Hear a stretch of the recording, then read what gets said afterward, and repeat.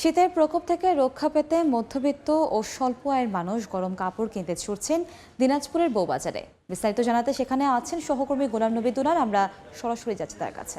দুলাল, উত্তরের হিমেল হাওয়ার সঙ্গে পাল্লা দিয়ে বাড়ছে কিন্তু শীতের প্রকোপ।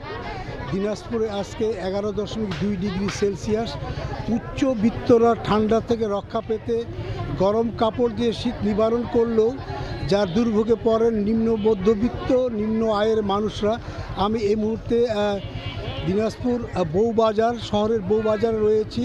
এই বউবাজারে আপনার মালদপট্টি এবং বাসনীয়পট্টির রাস্তার দুই ধারে প্রায় 4 শতাধিক দোকান রয়েছে এবং এখানকার বৈশিষ্ট্য হলো শুক্রবারের একদিন, সপ্তাহের একদিন এই বাজারটি বসে। এখানকার যারা বিক্রেতা তারা হচ্ছেন পুরুষ আর যারা ক্রেতা তারা নারী, এবং নারীরা এখানে আসছেন এই শীতের কাপড় কিনতে এবং তারা তাদের পছন্দের কাপড় তারা কিনছেন, তাদের পরিবারের সবাইকে নিয়ে এখানে এসেছেন। এবং এই বাজারে যে কাপড়গুলো এখানে বিক্রি হয় তারা অত্যন্ত মানসম্মত পুরনো এবং নতুন কাপড় মিলেই কিন্তু এখানে বিক্রি হয়।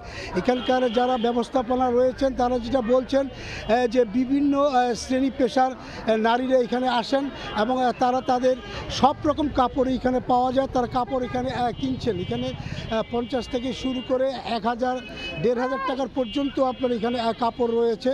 এবং আপনি দেখছেন যে এই বাজারের রাস্তার দুই ধারে যারা কাপড় নিয়ে বসেছেন তারা কি দোকানের কর্মচারী, যারা দোকান এখানে যারা দোকান দিয়েছেন এখানে কোনো বিদ্যুতের বিল দিতে হয় না, কর্মচারীর বেতন নেই এবং দোকানের কোনো ভাড়া নেই।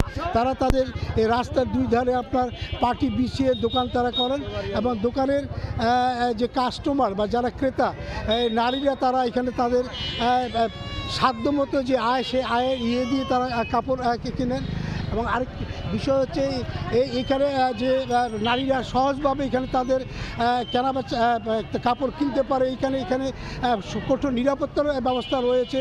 এখানে পুলিশ এবং স্বেচ্ছাসেবক যারা রয়েছেন তারা এই মার্কেটের দায়িত্ব রয়েছেন এবং তারা খুব নিশ্চিন্তে এবং নিরাপত্তার সঙ্গে তারা তাদের পছন্দের কাপড় এখান থেকে কিনতে পারে। তো আমার কাছ থেকে এই বউবাজার থেকে সর্বশেষ এই ছিল।